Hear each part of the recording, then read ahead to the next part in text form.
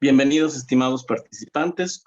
Hoy estamos iniciando la segunda sesión del módulo 2 del curso sobre los derechos de los pueblos indígenas a la consulta libre previa informada y al consentimiento libre previo informado. En este sentido, es importante recalcarles dos elementos muy prácticos antes de hablar de la agenda que tenemos para el día de hoy. Primero, como se habrán dado cuenta, nosotros hemos tenido una determinada flexibilidad en la entrega de trabajos, en la recepción de sus trabajos en la plataforma, de los primeros módulos y de la primera sesión de este módulo, en el entendido de que estaban empezando a manejar la plataforma. También muchos se estaban incorporando recién. Pero en realidad esta flexibilidad no puede durar todo el curso. Por lo tanto, hasta el día jueves de la próxima semana tienen plazo para ponerse al día en todos los trabajos que tienen del módulo 1 y del módulo 2. Después del jueves, lamentablemente, no van a poder subir más trabajos a estos módulos. Lo que quiere decir que si ustedes no han cumplido todavía con esas tareas, pueden hacerlas hasta el día jueves.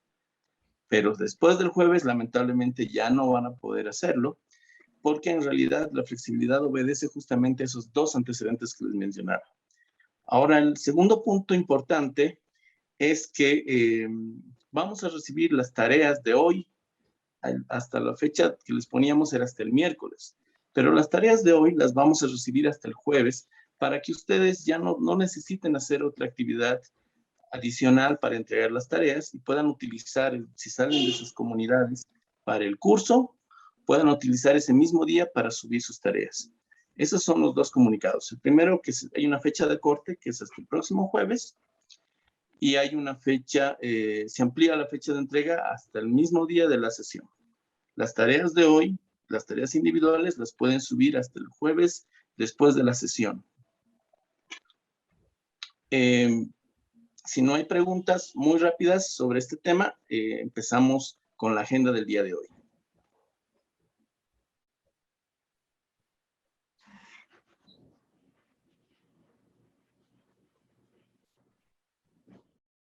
Okay. Hoy vamos a ver el último módulo la última sesión del segundo módulo y tenemos el importante privilegio de tener una persona, una experta, que nos va a compartir justamente su experiencia y conocimientos. Pero ¿cuál es lo relevante de la compañera que nos va a acompañar hoy? Que está trabajando justamente en el campo de la defensa de los derechos, todos los días está desarrollando esta actividad. Entonces, tiene una importante experiencia justamente en el tema que vamos a mencionar hoy, que vamos a tratar hoy. En este sentido, primero vamos a tener la exposición de la hermana. Posteriormente, tenemos una ronda de 15 preguntas, que las suben al chat. Después de las 15 preguntas, volvemos a la plataforma de la COICA para responder el cuestionario, como siempre lo hacemos, y después ustedes tienen que volver al chat de Zoom para que continuemos con el trabajo grupal. Hoy vamos a tener otra segunda exposición, justamente que tiene mucha relación con cerrar el tema del consentimiento, a cargo de nuestros compañeros de EO. Posteriormente de esa exposición muy breve, vamos a tener la actividad grupal, vamos a ver un video muy corto y vamos a responder 2 preguntas en grupos para entrar en la plenaria. Y después explicamos la tarea individual y ustedes van a la plataforma para llenar la encuesta del día de hoy. Esa es nuestra agenda del día de hoy, estimados participantes. Y bueno, sin más comunicados ni agenda, tenemos el gusto de tener hoy a Yajaira Curipayo Alaba, experta en Derecho y funcionaria del Estado ecuatoriano. Ha sido directora provincial y asesora jurídica del Ministerio de Bienestar Social. Fue asesora de la ministra de la Amazonía en el Instituto para el Ecodesarrollo Regional Amazónico, ECORAE. Asesora jurídica en el Ministerio de Ambiente del Ecuador. Directora ejecutiva de la Fundación de Derechos Humanos y Naturaleza, Igualdad en la Diversidad, Actualmente es delegada provincial de la Defensoría del Pueblo del Ecuador en la delegación de la provincia de Pastaza, miembro del Secretariado Ejecutivo de la Coordinadora Política de Mujeres Ecuatorianas, Núcleo Pastaza, miembro de la Casa de la Cultura de Pastaza en la sección de Ciencias Jurídicas, asesora jurídica de la Asociación LGBTI, Sé tú mismo, asesora jurídica del colectivo de afrodescendientes de Pastaza, asesora jurídica del colectivo de Mujeres por Nuestros Derechos Pastaza, asesora jurídica del colectivo Contando Vidas Pastaza, representante de la Red de Atención y Prevención de Casos de Violencia en la provincia de Pastaza, miembro de la comisión que trabaja los protocolos para prevenir y denunciar prácticas de acoso en la Universidad Estatal Amazónica, doctora en jurisprudencia, abogada de los tribunales de la República del Ecuador y licenciada en Ciencias Políticas y Sociales de la Universidad Técnica de Ambato, cursante en la Escuela de Formación de Litigio Estratégico de la Comisión Ecuménica de Derechos Humanos, cursante de la especialización en Derechos Humanos y Reparación Integral de la Universidad Andina Simón Bolívar. Yajaira, es un gusto tenerte hoy para que puedas compartir con nosotros tu experiencia y conocimiento sobre un tema tan importante como la consulta. El espacio es todo tuyo, Yajaira. Sé bienvenida.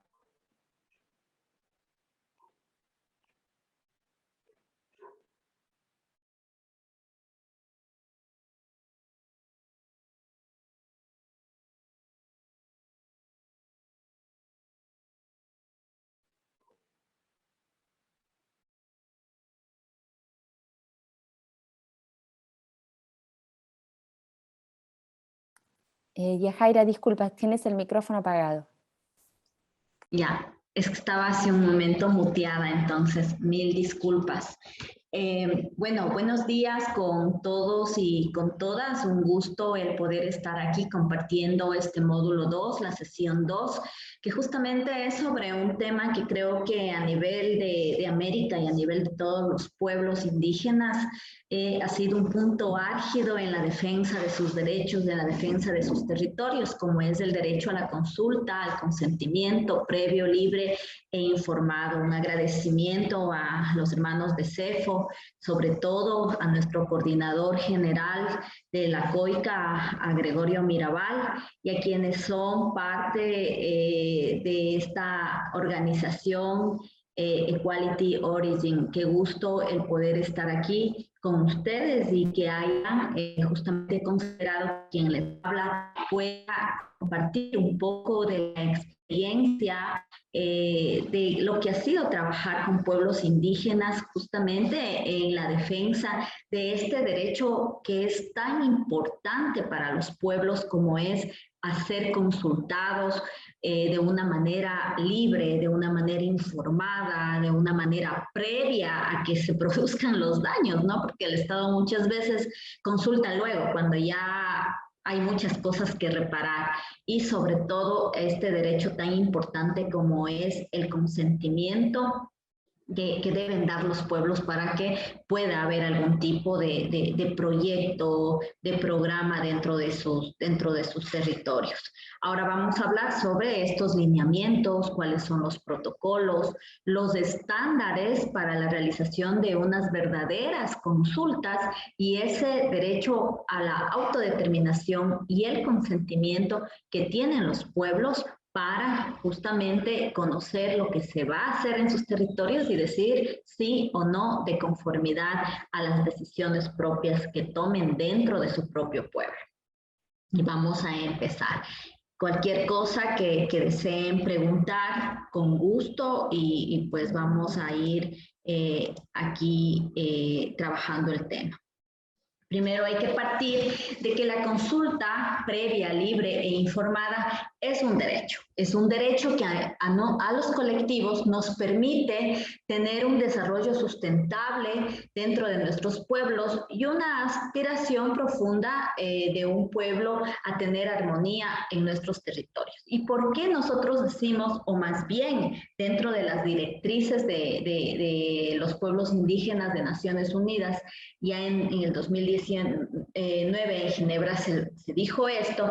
Es porque los derechos o los pueblos indígenas necesitan un reconocimiento de todos aquellos derechos específicos, ¿no? ¿Para qué? para la supervivencia de estos grupos, donde que incluye no solamente el tema de un reconocimiento, como muchas veces se lo hace, dice, bueno, ¿no? Ahí hay pueblos que permanezcan ahí y mientras no hagan cosas que nos pueda afectar a nosotros como Estado, todo está muy bien, pero basta de no solamente de un reconocimiento tácito, sino de un reconocimiento real. Un reconocimiento real donde que se incluya justamente el respeto irrestricto a las tierras, ¿no? A los territorios, que son parte de la supervivencia misma de los pueblos, a los recursos, a mantener la identidad, a mantener la cultura, al reconocimiento de los autogobiernos. ¿Y por qué nosotros decimos al reconocimiento de los autogobiernos? Porque en la práctica de los estados, el momento de querer intervenir dentro de los pueblos y nacionalidades, resulta de que dividen, ¿no? Dividen, hay decisiones tomadas por el pueblo, por las bases, por estos hombres y mujeres representativas dentro del pueblo, los ancianos, en base justamente a su autodeterminación y rompen esa unidad y desconocen los autogobiernos, ¿no? Dentro de los pueblos y vienen con este mensaje de que el Estado es unitario y por lo tanto hay un solo gobernante, desconociendo los autogobiernos propios que existen dentro de los pueblos y nacionalidades y sus instituciones representativas. Entonces, esto va de la mano con la autodeterminación, ¿no? Y esta autodeterminación nos permite justamente de que cuando el Estado, a través de procedimientos que yo los llamo mañosos, que yo les llamo procedimientos que engañan, quieren tener justamente este consentimiento que no es ni libre, que tampoco es previo y que tampoco es informado en decisiones que quizás por esta falta de información, y hago hincapié en esto, puedan afectar sus derechos, sus tierras, sus territorios, su identidad, su cultura y el reconocimiento de sus formas de vida. Entonces, los pueblos indígenas necesitan reconocimiento de derechos, pero un reconocimiento real, un reconocimiento donde que a base del respeto, justamente el Estado no intervenga ni en sus tierras, ni en sus territorios, ni en sus recursos, tampoco quiera destruir sus culturas, tampoco quiera destruir su identidad, que no reconozca los autogobiernos y que se vaya en contra de la autodeterminación, ¿no? Entonces, justamente, estos son los derechos de los pueblos y por los cuales todos los días estamos luchando. La consulta previa, libre e informada tiene un reconocimiento en este gran instrumento internacional que es el convenio 169 de la OIT. ¿Cierto? Este convenio en su artículo 6 ya nos dice que los pueblos originarios, triviales, tienen derecho a ser consultados. Pero también nos abre una puerta, ¿no? Una puerta bien pequeñita, más bien no una puerta, una ventanita, nos deja una ventanita donde que nos dice que hay que consultar, pero si es que la decisión es contraria a la que pretende el gobierno y luego de haber sido consultados, realmente ese proyecto constituye un proyecto de mucha importancia para el Estado, pues simplemente ya se consultó y se armará todos los procedimientos en base a las leyes internas que existen en los países y realmente habrá explotación, ¿no? O sea, petrolera o de otro tipo de explotación. Entonces nos deja como un derecho al veto. Y este derecho al veto Especialmente voy a referir aquí al artículo 83 de la Ley Orgánica de Participación Ciudadana en el Ecuador, que este artículo 83 justamente dice, ¿no? Dentro de este derecho al veto, el tema de que, aunque ya hayan consultado, si los pueblos dijeron no y es un proyecto de mucha necesidad para el Estado, simplemente el proyecto va porque va. Va saltándose temas de tan importancia bajo tres elementos del Estado, ¿no? Primero nos habla de un tema del poder que el Estado tiene sobre los territorios y sobre la población, dándole este poder a las empresas para que, en base a esta ventanita que nos dejó el 169 de la OIT, puede el Estado, bajo este derecho al veto, proceder con cualquier situación extractiva y decir que a pesar de haber hecho una consulta, que aquí en el Ecuador jamás han hecho una consulta, ni nada parecido a una consulta.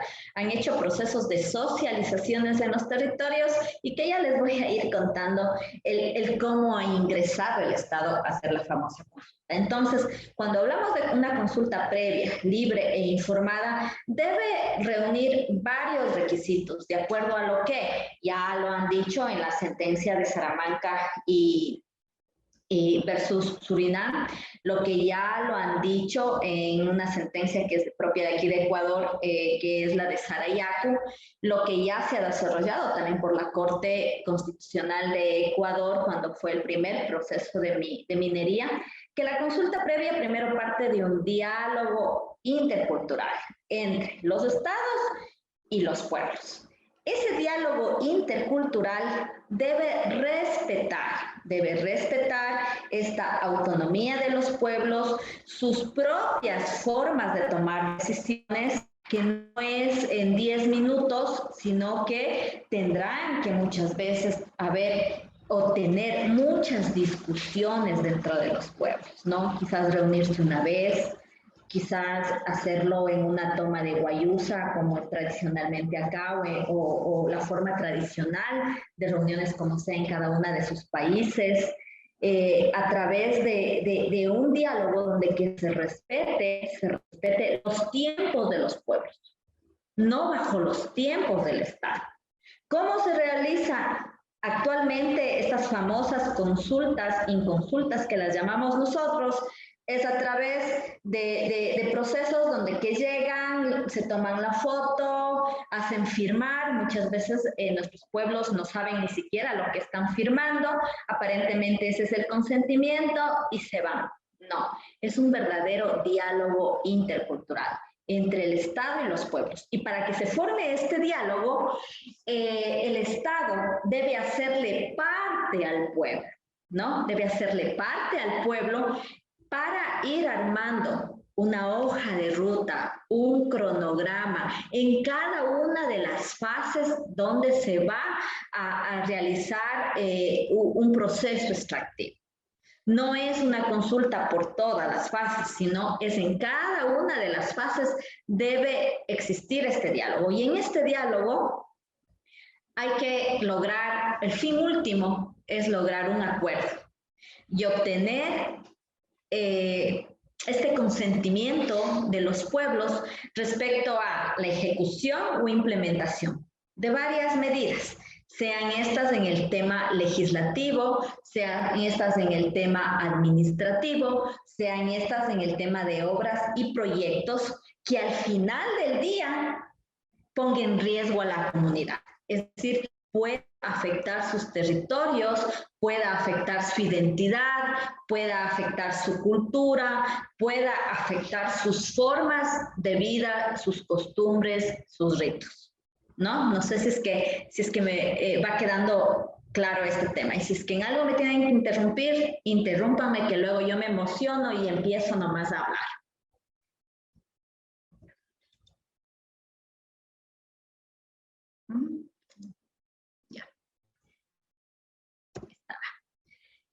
Como ya les había dicho, para hablar de consulta previa tenemos el convenio 169 de la OIT. Me encanta a mí este librito. porque aquí en este convenio 169 de la OIT, esta normativa que los estados han ratificado, cada uno de nuestros estados han ratificado, y que esta es la garantía más importante que tenemos acompañada de otros instrumentos internacionales para que nuestros derechos realmente sean garantizados por el Estado dentro de esas grandes obligaciones que tiene, ¿no? De respetar, garantizar, promover derechos. Y nosotros, al ser pueblos indígenas, pues estamos realmente dentro de un Estado que tiene que garantizarnos nuestros derechos. El 169 de la OIT, en el artículo 6, nos dice, al aplicar las disposiciones del presente convenio, los estados deberán, es un tema obligatorio, es un tema que el Estado debe cumplir, pero lastimosamente, como muchas de las legislaciones que ustedes tendrán en sus países y en el mío, que no es, queda exento de todo esto, los estados abusan de los pueblos, nos tienen como que todavía nosotros no pensamos, no tomamos nuestras propias decisiones y no respetan nuestras formas de vida. Deben consultar a los pueblos interesados mediante procedimientos apropiados. Cuando hablamos de procedimientos apropiados, viene este tema bajo diálogos interculturales, lo que vimos en la lámina anterior, ¿cierto? Y estos procedimientos apropiados son en nuestros tiempos, en nuestros territorios, bajo nuestras formas de vida y a través de nuestras instituciones representativas, que son nuestros consejos de gobierno, nuestros representantes o los autogobiernos, como se nos llama, ¿no es cierto? Cada vez que se pretende poner a disposición de los pueblos medidas legislativas, administrativas, que puedan afectarnos a nosotros directamente. Entonces, el Estado, bajo un mandato internacional, como lo es la OIT a través de su artículo número 6, tiene que consultarnos cada vez que quiera intervenir, así sea en actos de buena fe, que quieran hacer un desarrollo de derechos a favor de nosotros, pues nos tienen que preguntar, porque quizás lo que desde la óptica del Estado está bien para nosotros, quizás eso no esté bien para los pueblos, y nosotros pensemos que están queriendo cambiar nuestras costumbres, queriendo tomar decisiones en nuestros territorios que quizás nos vayan a afectar de acuerdo a nuestra propia cosmovisión y a nuestros derechos, ¿no es cierto? Entonces, tienen que consultarnos. No es un tema de que si lo hacen o no, es obligatorio. El 169 de la OIT marca obligatoriedad, ¿no? Es obligatorio para el Estado consultarlos. Hacen sus consultas así medias chuecas, como yo les digo, pero al final, según el Estado, son sus formas de hacer las consultas, ¿no? Y eso va en contra incluso de nuestros derechos. El segundo punto que marca el artículo 6 de este convenio 169 de la OIT, nos dice que las consultas deben ser llevadas a cabo bajo muchos principios. Uno de ellos es el tema de la buena fe, ¿no? ¿Qué es la buena fe? Ya en la plataforma les deben haber subido un material creado por los compañeros, donde específicamente ahí marca, ¿no? ¿Qué es la buena fe? La buena fe será el que yo tengo una buena voluntad y quiero irme a un pueblo y hacer algo por el pueblo, a lo mejor el querer ayudar, ¿no? Y de una manera apropiada, ¿no? Efectuarse de buena fe y de una manera apropiada. El fin último, como les decía hace un momento, es llegar a tener acuerdos y lograr un consentimiento. En el caso de la nacionalidad guaraní, no sé si es que aquí dentro de los compañeros hay alguien de la nacionalidad. Llevamos acá en Pastaza, en Ecuador, el tema de lo que es el llamado bloque 22, que estaba concesionado a una petrolera y que iban ya a hacer intervención en el territorio, pero la nacionalidad realmente no les dejó, no les permitió.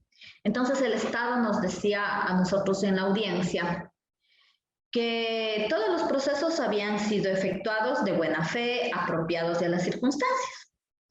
Resulta que antes de llegar a trabajar en el Ministerio de Hidrocarburos o en la Subsecretaría de Hidrocarburos, ahora es el Ministerio de Energía, acá en Ecuador, había una persona que hace aproximadamente unos 8 años atrás, desde el año en que hicimos la demanda, había trabajado como secretaria para la NAHUE, que es la Asociación de Mujeres Guaraníes del Ecuador, y luego había sido técnica de la NAHUE y sabía, ¿no?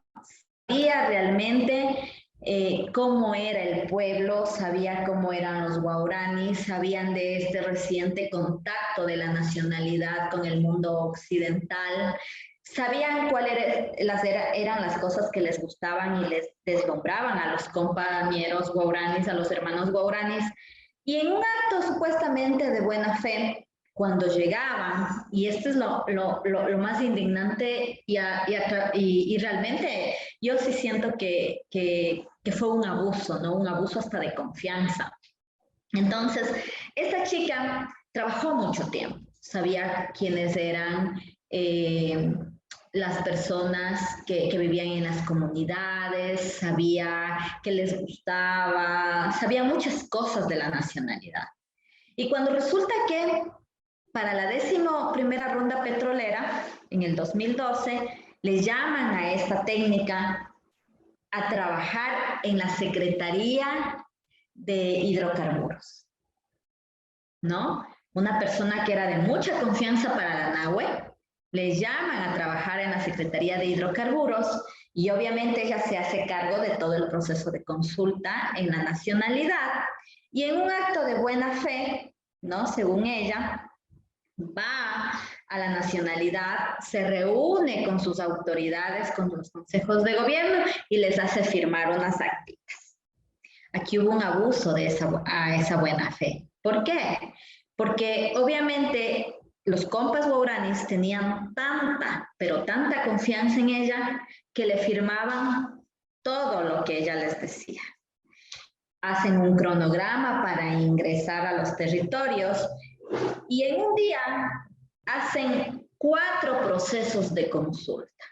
¿Cuál fue el proceso de consulta? Ingresaban a una comunidad, llevaban fundas de pan, gaseosas, les iban repartiendo el pan a los compás, ¿no? Por ahí alguien ponía unos 2 banners de la Secretaría de Hidrocarburos, tomaba una foto y en un video, porque nos tuvimos que ver todos los videos y los videos no editados. Fue duro conseguir esos videos no editados. Entonces empezamos a ver cuál fue la dinámica y vamos viendo de que efectivamente iba una persona llevando el pan, otra llevando la cola y una tercera persona atrás haciéndoles poner la huella o firmando a los que podían. Esa era la famosa consulta de buena fe, de una manera apropiada, según ellos, y con la última firma o con las huellas digitales logrando los consentimientos. Eso no es una consulta, eso es un engaño.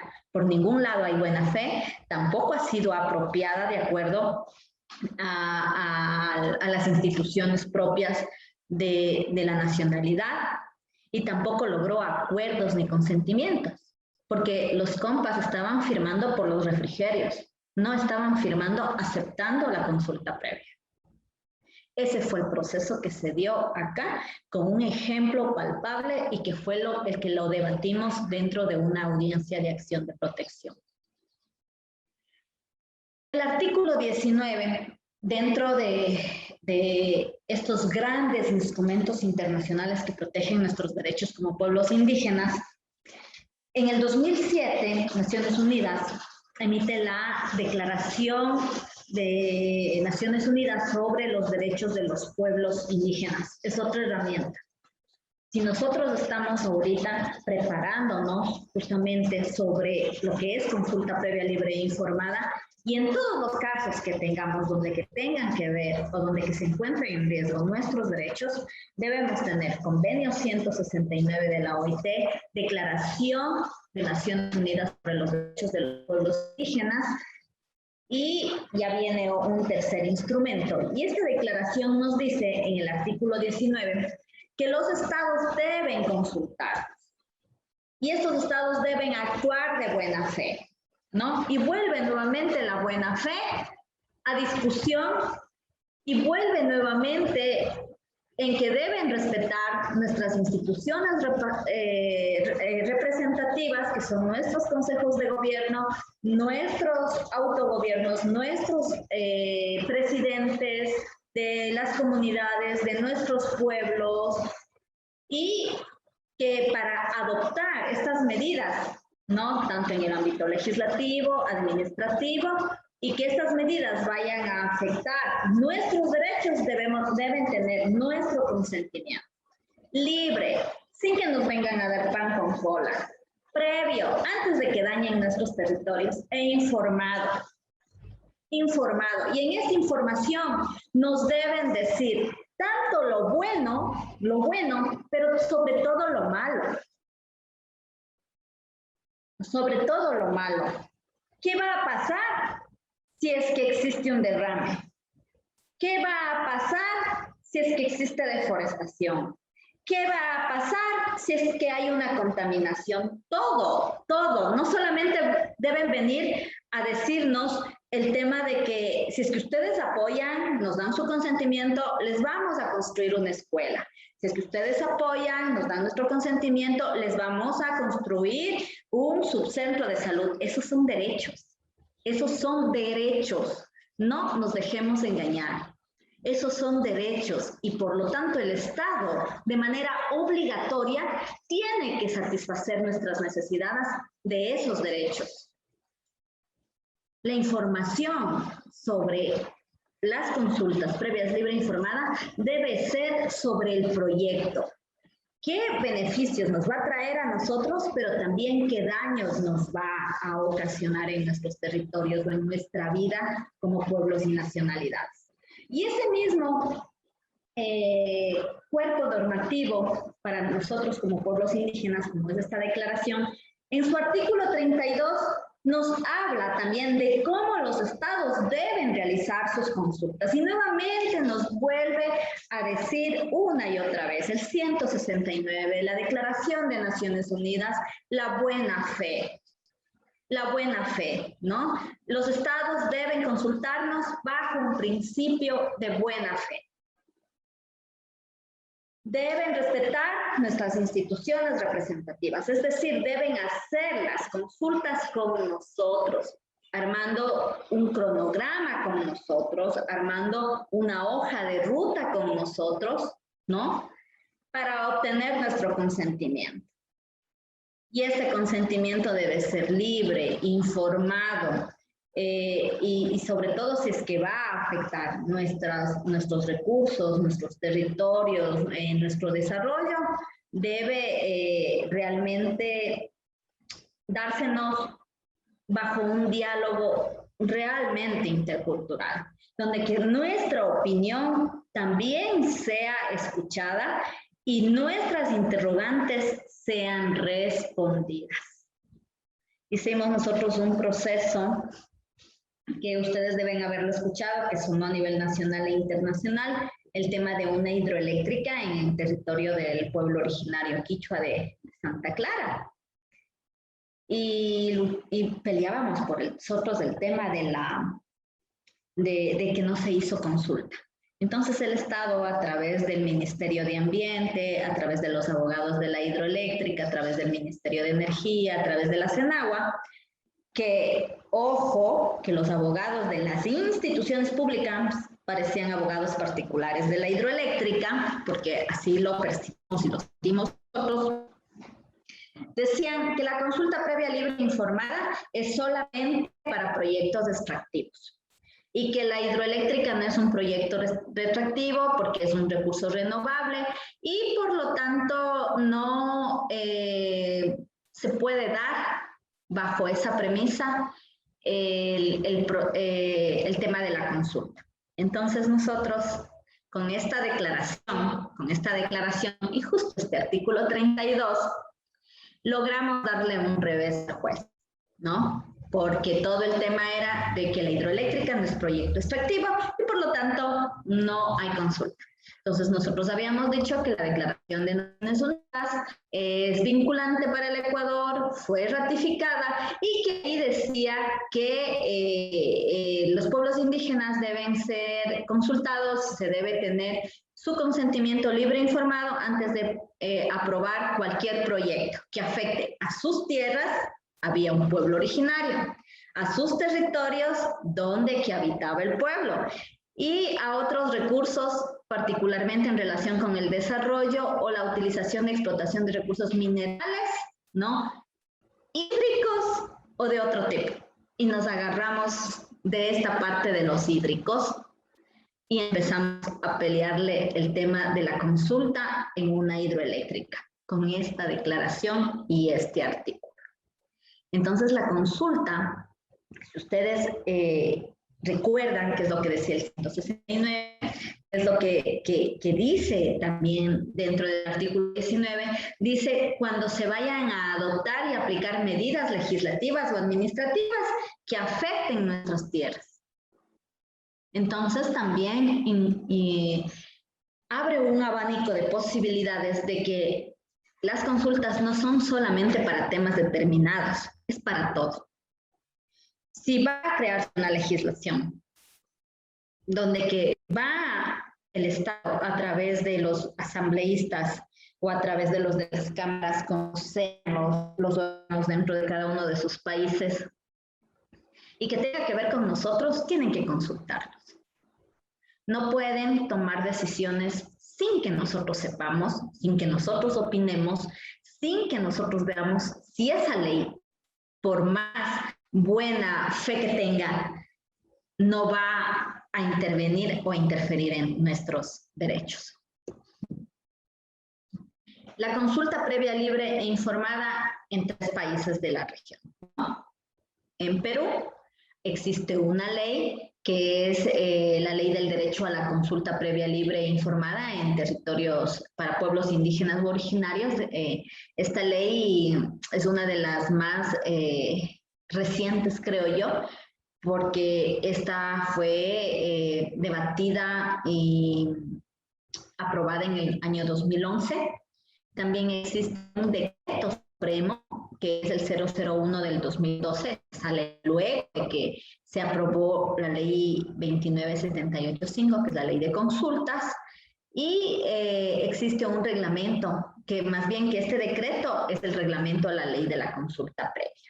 Y también existe otro decreto supremo que fue modificado por el decreto 52 del 2016. Entonces ha habido como un avance, ¿no? 2011, 2012 y 2016, una reformulación o modificación de estos decretos. En el Ecuador, donde se encuentra establecido este derecho, que es a la consulta previa, libre e informada, en el artículo 57, nuestro gran catálogo de derechos colectivos, específicamente en el numeral 7. Tenemos, como siempre, el país, o más bien los estados, buscan regular de alguna forma este tema de las consultas y decir que sí han hecho consulta. En el año 2012, cuando existía el tema de la ronda petrolera, se le ocurrió al presidente de aquel tiempo el aprobar un decreto 1247 y el decreto ejecutivo 1040. En estos decretos daba las herramientas de cómo se iba a hacer una consulta. Y nosotros, la pelea nuestra ha sido que incluso esos decretos, el 1247 y el 1040, son decretos inconsultos, porque ya la OIT y ya la Declaración de Pueblos dice que cualquier medida administrativa o legislativa que afecte a nuestros derechos también nos tiene que ser consultada. E imagino, no sé, para los hermanos de Perú, que tampoco se les consultó sobre esta ley y sobre estos decretos. Aquí a nosotros en Ecuador no se nos ha consultado si estamos de acuerdo o no estamos de acuerdo con esos procedimientos de los decretos 1247 y 1040.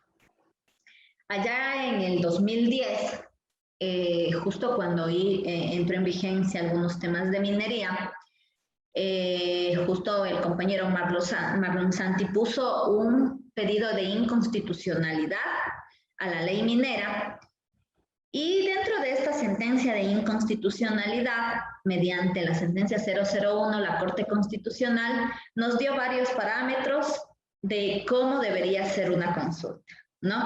Que hasta la fecha no se la pone en práctica. La Ley Orgánica de Participación, en el artículo 81, nos dice de este derecho a la consulta, pero en el 83 nos dice que si igual estamos consultados y si no aceptamos y es un proyecto de mucho interés para el Estado, los proyectos van porque van, ¿no? Y la ley de minería también habla de esta consulta. Esta fue aprobada el 29 de enero del 2009 y es por ello que sale esta sentencia 001 en base a una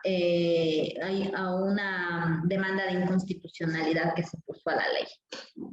México también tiene varias leyes, ¿no? que en realidad hablan sobre el tema de la consulta, y es justamente la Constitución de los Estados Unidos Mexicanos en el artículo 2.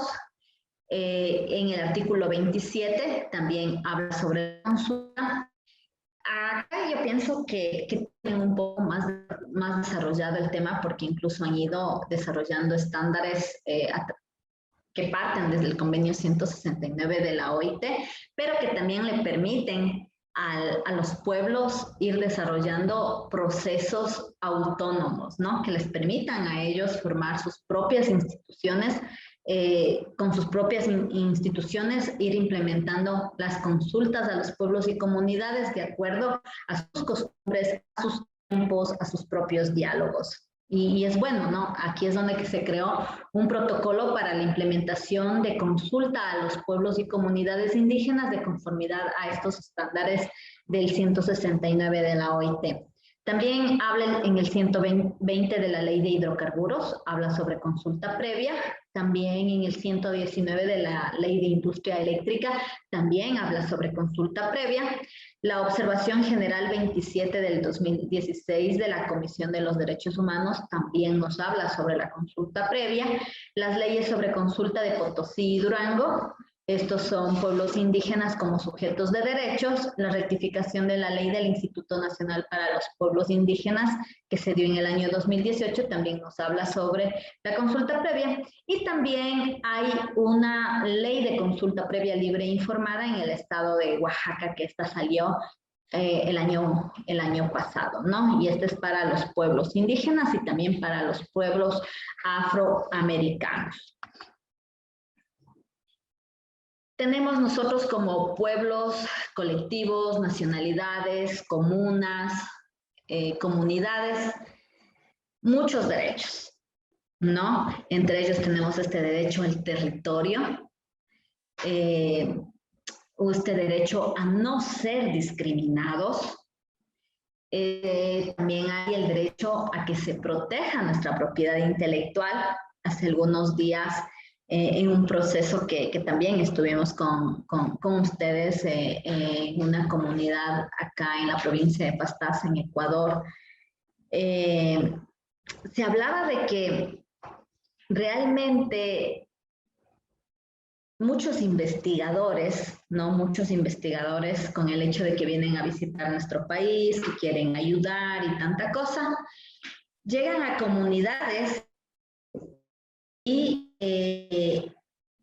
en base supuestamente a procesos de investigación, les hacen muchas preguntas a los pueblos y se van llevando sus productos culturales a otros países, y luego resulta que en otros países les patentan, y ya esas riquezas culturales de los pueblos ya no les pertenecen a ellos, sino que están patentados en otros países.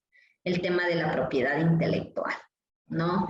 Han sacado al debate en esa reunión, que también fue sobre un tema de consulta previa, este tema de la propiedad intelectual, que también es un tema de análisis para ver qué es lo que está pasando, ¿no? Con todos estos procesos que también muchas veces devienen de una supuesta buena fe y luego se llevan todos estos saberes a nivel internacional y los patentan como que fueran personas naturales que no pertenecen a pueblos, que no pertenecen a comunidades, los dueños de estos saberes ancestrales. También hay el derecho a aplicar y practicar su derecho propio, autogobiernos, propias formas de llamar la atención, propias formas de castigo, ¿no? Patrimonio cultural e histórico, justamente las riquezas culturales que tienen, este derecho a organizarse socialmente y tener una convivencia armónica, un derecho como es el tema de la educación intercultural bilingüe, las consultas prelegislativas, nuestro derecho a la identidad y lo que aterriza en este módulo el día de hoy, el famoso derecho a la consulta previa, libre e informada. Nosotros tenemos estas sentencias que yo les invito a que si no lo han leído, la lean, ¿no? La sentencia Salamanca versus Surinam realmente constituye un hito porque aquí se habla de muchos derechos de los pueblos y nacionalidades. Esta sentencia habla sobre un tema de clanes y estos derechos territoriales que ellos tienen. No es muy larga esta sentencia, tiene como 67 hojitas. Una vez que la empiecen a leer, realmente ustedes no van a querer dejar de leer, porque es muy buena, es muy buena. Para el grupo que está en este momento, es un punto de partida. Si no tenemos mucho conocimiento sobre el tema, pues vamos a aclarar muchas cosas porque esta lectura nos va a enriquecer muchísimo. Entonces, esta sentencia salió el 28 de noviembre del 2017. Es una sentencia de Corte Interamericana de Derechos Humanos y aquí nos habla de varios puntos, ¿no? De la obligación que tienen los estados de respetar nuestros derechos, ¿no? También de que todas aquellas disposiciones dentro de nuestro derecho interno en cada uno de nuestros países también tiene que ajustarse y tiene que respetar nuestros derechos como pueblos y nacionalidades. Se debe también respetar ese derecho al reconocimiento de las personas jurídicas, el derecho a la propiedad privada y el derecho a una protección judicial. Es decir, que el Estado está obligado a activar todos los mecanismos necesarios para garantizar nuestros derechos. Y asimismo nos habla de que el derecho a la propiedad comunal indígena, ¿no? Es decir, nuestros territorios son inalienables, son inembargables, son indivisibles, ¿no es cierto? Son intransferibles. Y aquí se me viene un poco a la idea de un caso que estamos ahorita investigando, que es de la nacionalidad zápara del Ecuador, donde que el territorio de la nacionalidad, por un acto o una acción del Estado, ha sido dividida en dos. Una parte para la nacionalidad y otra parte para un grupo de 40 personas que son de todo menos záparos. Entonces, en este momento está existiendo esto y nosotros ya vamos a entrar la próxima semana con una acción de protección para defender ese derecho a la propiedad comunal indígena. Porque el Estado, a través de el no garantizar este derecho a los pueblos, ha pasado más de la mitad de su territorio a manos de una asociación de 40 personas, un territorio que pertenece a toda una nacionalidad. Entonces, imagínense, ¿no? O sea, aquí mientras unas sentencias nos dicen el derecho a la propiedad comunal indígena, por el otro lado el Estado, pese a que ya dentro de todas estas aristas con respecto a territorios indígenas inembargables, indivisibles, imprescriptibles, hace o toma decisiones administrativas que están afectando un derecho colectivo, que es un derecho de un pueblo. También aquí en esta sentencia nos habla ya sobre el tema de la consulta previa y nos dice una consulta adecuada y esta consulta debe ser efectiva. ¿Cómo saber si la consulta es adecuada? ¿Y cómo saber si la consulta es efectiva?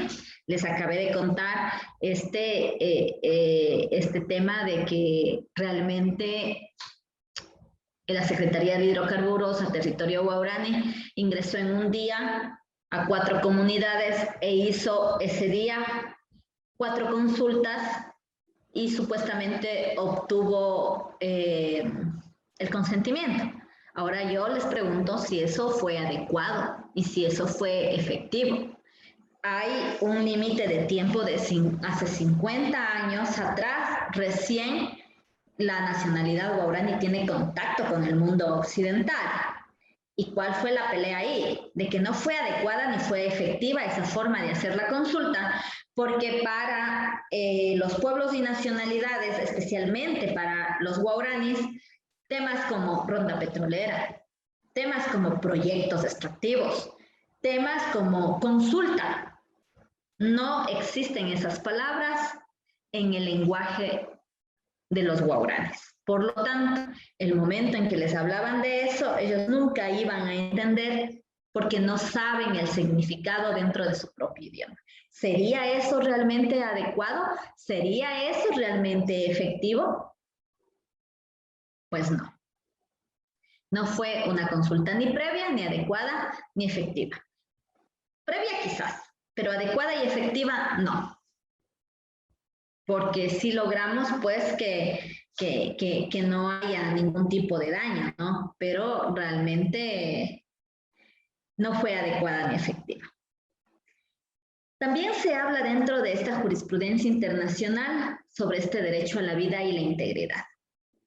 Si entran a hacer procesos de explotación petrolera, a mi comunidad, yo no he dado el permiso, yo no estoy aceptando que venga el Estado, porque están poniendo en riesgo mi vida, mi integridad, mi derecho a tener una alimentación que no sea contaminada, mi derecho a poderme yo bañar en un río que es parte de mi forma de vida, mi derecho a que no vengan policías ni militares a agredirme en mi comunidad, a militarizar mi comunidad y esto afecte mi vida en un proceso mío de resistencia o mi integridad en estos mismos procesos. Entonces el derecho a la integridad fueron muy discutidos en esta sentencia y que de una u otra manera estos derechos a la vida e integridad se ven afectados cuando agreden o intervienen en mi propiedad comunal, porque es mi territorio, son mis tierras, es mi vida, ¿no? Sobre todo nosotros acá en Ecuador tenemos una filosofía en Pastaza con los hermanos quichuas, el tema de que tenemos y vivimos en una selva viviente, ¿no? Y esta selva viviente, pues, realmente debe ser respetada en toda su integralidad, ¿no? Tanto como los seres vivos que habitan ahí, así tanto como los seres humanos que compartimos ese territorio y tenemos derecho a que nuestra vida y nuestra integridad sea respetada. Nuestra identidad cultural, ¿qué es lo que pasa cuando hay mucha intervención de terceros ajenos a nuestra nacionalidad? Muchas veces se producen situaciones de pérdida de identidad, ¿no? Ha habido ocasiones en algún caso que nosotros trabajamos donde que los hermanos no hablaban su propio idioma, sino hablaban más el español. ¿Por qué? Porque ellos ya establecieron costumbres fuereñas, costumbres citadinas, costumbres que de una u otra manera interfirieron con la llegada de proyectos extractivos mineros e hidroeléctricos a las comunidades. Se olvidaron de tomar las chichas, se olvidaron de hablar su propia lengua, se olvidaron justamente de vestir como lo que son, ¿no? Y empezaron a adoptar otras formas de vida diferentes a las costumbres propias de la cosmovisión indígena a la que representaban o de la cual nacieron. Y el derecho a garantías judiciales y de protección judicial. Muchas veces en procesos judiciales no siempre se gana en nuestro país.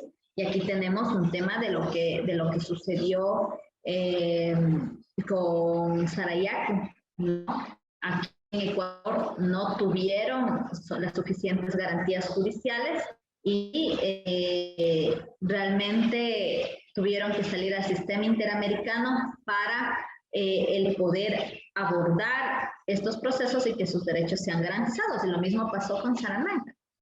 En sus garantías propias, ¿no? En sus instituciones judiciales internas del país no pudieron obtener resultados a favor de sus derechos y tuvieron que salir a la Corte Interamericana, pese a que el Estado de Surinam ponía como 10 excepciones, puso dentro de este caso, diciendo de que no habían agotado las instancias internas, de que ni la comisión ni la corte tenían la competencia para tratar este caso, en virtud de que nunca se agotó las instancias internas. Sin embargo, la comisión ante la corte demostró lo contrario y efectivamente tenemos por ello esta hermosa sentencia. Ahora, hablábamos hace un momento de qué requiere consulta y yo les decía que todo, ¿no? Entonces, va el tema de todos los planes o programas y proyectos. Dentro de un proceso de prospección, exploración, explotación y comercialización de recursos naturales no renovables. Y yo les decía que en base al 15 de la Declaración de Naciones Unidas, aquí en Ecuador pudimos sacarle el tema hidroeléctrico en los territorios de los colectivos. Entonces, ¿qué necesita una consulta? Todo lo que tenga que ver con sobre planes, programas, proyectos. Tanto en el tema de cuando son temas extractivos, ¿no? En todas sus fases, tanto en la prospección, en la exploración, en la explotación y en la comercialización. A duras penas nos hacen una consulta en este tema cuando lanzan los proyectos y recién va a empezar el proceso, pero dice en cada una de las etapas. De recursos naturales no renovables, esto es lo que nos peleaba el Estado y nosotros le salimos en que en los temas hídricos también, porque nos agarramos mucho de esta disposición de la declaratoria de la Declaración Americana de los Pueblos Indígenas sobre el tema hídrico y ahí le peleamos hasta el final este tema. Y en los territorios de los colectivos, obligatoriamente. Si es en mi territorio, como pueblo y nacionalidad, pues obligatoriamente me tienen que consultar. Todo lo que tenga que ver conmigo como pueblo, me tienen que consultar.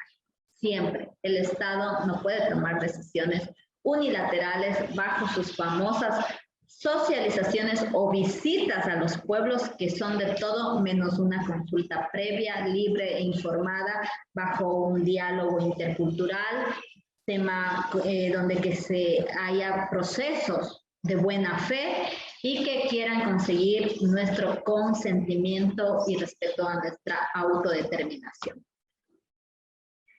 ¿Quién consulta y a quién se le consulta? Obligatoriamente el que consulta siempre es el Estado, nunca las empresas extractivas. El que consulta, la responsabilidad y la obligatoriedad es para el Estado, jamás las empresas extractivas. Eso debe quedar súper claro. El Estado, a través de sus instituciones, acá en sus procesos famosos de consultas ha venido el Estado a través, cuando fue la ronda petrolera,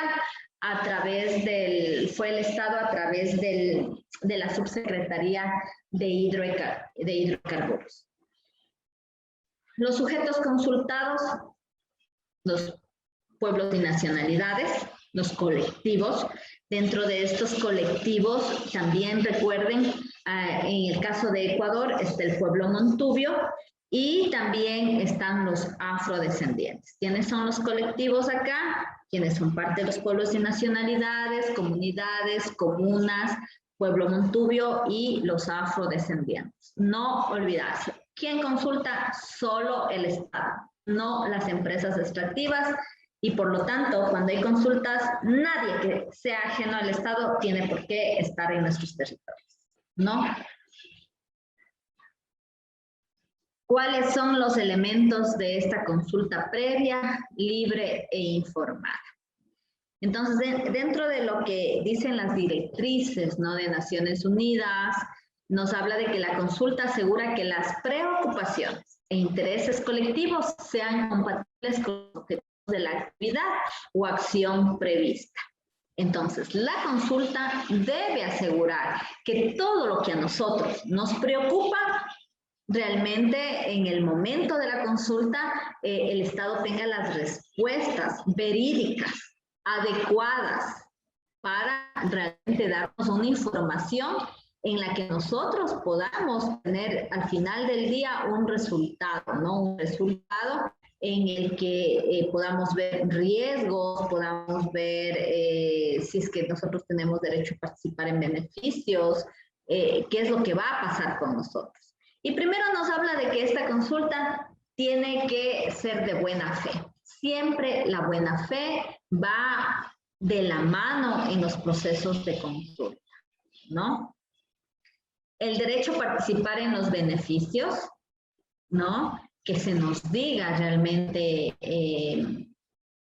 por qué va a ser beneficioso, pero aparte de eso, ¿cuánto de esto va a venir a parar directamente al pueblo que directamente va a ser intervenido dentro de estos procesos, ¿no? Y eso es lo que les decía, lo que siempre nosotros peleamos, conocer las actividades que puedan afectar ambiental o culturalmente. Muchas veces en los procesos de consulta, ¿qué es lo que hacen? Les vamos a dar la escuela, hacen convenios propios. Y el otro día en una reunión que tuvimos con un asambleísta, me parece que fue el lunes, ¿no? Nos estaba mostrando un tema de una reforma a la ley de minería acá. Y hay un líder, ¿no? Decía, es que ahora, ¿qué vamos a hacer cuando empecemos a ver el tema del bloque 28?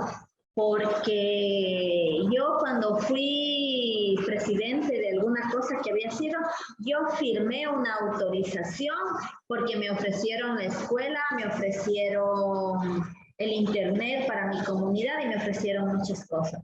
Entonces, nosotros le decimos, esa autorización que usted firmó, ¿realmente era con consentimiento de su comunidad o usted la firmó por ser el presidente? Dice, no, es que era por los derechos de mi gente y ta. Entonces ahí también hay que ver la legitimidad, ¿no? Si es que un dirigente firma solo mientras toda la comunidad ya tomó una decisión de no procesos extractivos dentro de su territorio, no tiene legitimidad. Podrá tener legalidad por ser el representante legal así reconocido para el Estado, pero no tiene la legitimidad del pueblo y el pueblo puede reclamar, porque no por más de que yo sea el representante, sea el presidente, significa que mi palabra es la última, porque dentro de pueblos y nacionalidades, ustedes más que yo conocen que realmente el respeto a sus instituciones propias significa que hay la asamblea, el tema de las bases, el tema de los ancianos.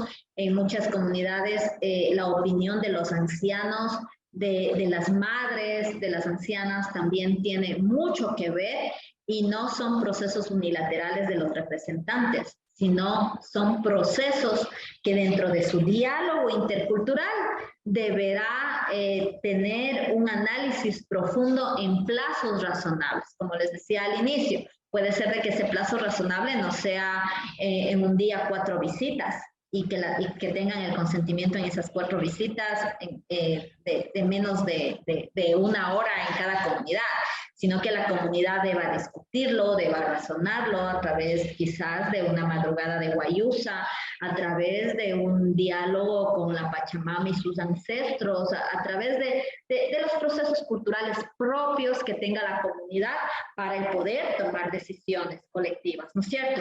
Y esta consulta debe ser obligatoria y oportuna en los momentos adecuados. Obligatoria porque es el Estado quien debe consultar, ¿no? El derecho a recibir las indemnizaciones por perjuicios sociales, culturales, ambientales. Les decía yo hace un momento de esta experiencia que viví hace unos años de una comunidad que estaba reclamando, claro, la indemnización, pero el momento en que queríamos nosotros demostrar que culturalmente se había afectado a la comunidad, resulta que ninguno me hablaba español, que ya no se vestían con sus trajes representativos, que les preguntaban ¿y por qué te afecta? No sabían qué significaba el río para ellos, no sabían qué eran las piedras para ellos, o sea, todo el tema de la cosmovisión se había ido. Entonces ahí tuvimos que darle la vuelta al tema y decir que esos eran los perjuicios, o sea, que ya perdieron el tema cultural y meterle toda una situación ahí hasta antropológica para poderle dar la vuelta al proceso.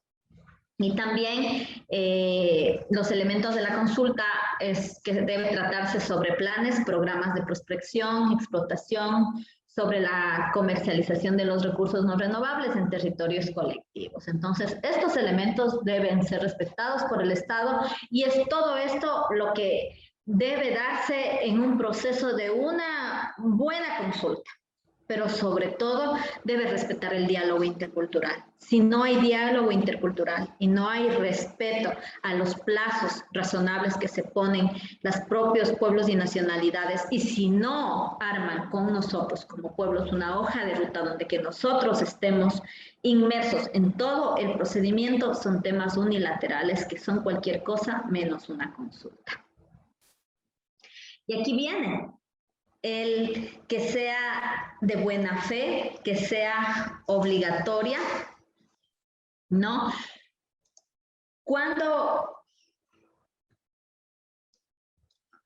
Y que sea oportuna, ¿no? La buena fe es un tema de confianzas, lo que yo les había dicho hace unos minutos de esta chica que trabajó alrededor de, creo que eran unos 10 años con las mujeres de la nacionalidad guaraní y luego se pasó a trabajar por parte del Estado y ella sabía, ¿no? Todas las debilidades que les gustaba a los compas guaraníes, sabía quiénes eran parte de las dirigencias, sabía cómo llegar, porque incluso uno para entrar a territorio desde el Estado tiene que pedirnos permiso. No cojo, llego en una avioneta, armo mi focus, hago esto, hago este otro y se acabó. No, debo pedir permiso a las autoridades tradicionales para ingresar a un territorio. Entonces, ella sabía todo lo que tenía que hacer. Por eso es que les digo, ahí hubo de todo menos una buena fe. Yo creo que hubo una mala fe y un abuso de confianza porque los de la nacionalidad la acogieron como parte de, y resulta que luego ella utilizó toda la información que necesitaba para el poder ingresar a las comunidades guaraníes y el poder obtener un consentimiento. Rubén. Estimada Yajaira, estamos muy concentrados en los que nos estás compartiendo, pero nos quedan 5 minutos. Ya me apuro. Por eso les decía, váyanme diciendo, porque yo luego me emociono y empiezo a contar un montón de cosas. Ya. Está muy interesante, muchas gracias. Gracias. Entonces, de buena fe, construcción de temas de confianza. Es decir, el Estado debe respetar nuestras instituciones y darnos esa seguridad de lo que se va a hacer en territorio es un tema donde los dos, tanto Estado como pueblos, podemos trabajar juntos y que sea lo que vamos a hacer un verdadero mecanismo de participación. Siempre debe la verdad y la transparencia ser requisitos indispensables para que exista esta buena fe. Una verdad y transparencia que venga tanto del Estado como desde la comunidad y que nos permita tener una relación que realmente sea cómoda, ¿no? Que sea constructiva y en la que haya confianza. No deben haber acciones ni coercitivas ni violentas.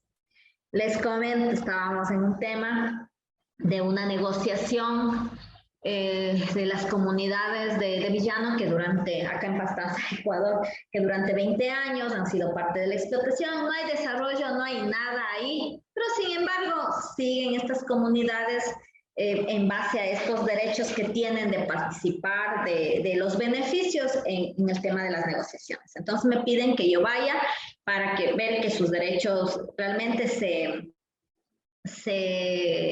garanticen, ¿no? Entonces eran comunidades, al final un pueblo originario que tenía 5 comunidades no firmó porque decían que ya la petrolera había intervenido, que estaba obligándoles a firmar y tanta cosa. Entonces vienen y me dicen a mí, digo, bueno, ya les voy en el tema que ustedes están viendo, revisando, tienen todo su derecho, tienen el derecho a tomarse su tiempo y nadie les puede obligar. Pueden creer que los de la petrolera me llamaron a mí para negociar. Entonces yo sabía que no tengo nada que negociar con ustedes. El pueblo tiene que tomar bajo sus instituciones representativas sus propias decisiones en los tiempos que ellos necesiten. Y pueden creer que me mandaron a los presidentes de las otras comunidades. Primero, bueno, me mandaron al gobernador, ¿no? Y el gobernador vino acá a mi oficina, se sentó aquí al frente de donde que yo estoy y me quiso como amenazar, ¿no? Y luego de esto, al siguiente día, como no le pegó al gobernador, vino los representantes de las otras comunidades, de un comité que se había formado para este tema con la empresa.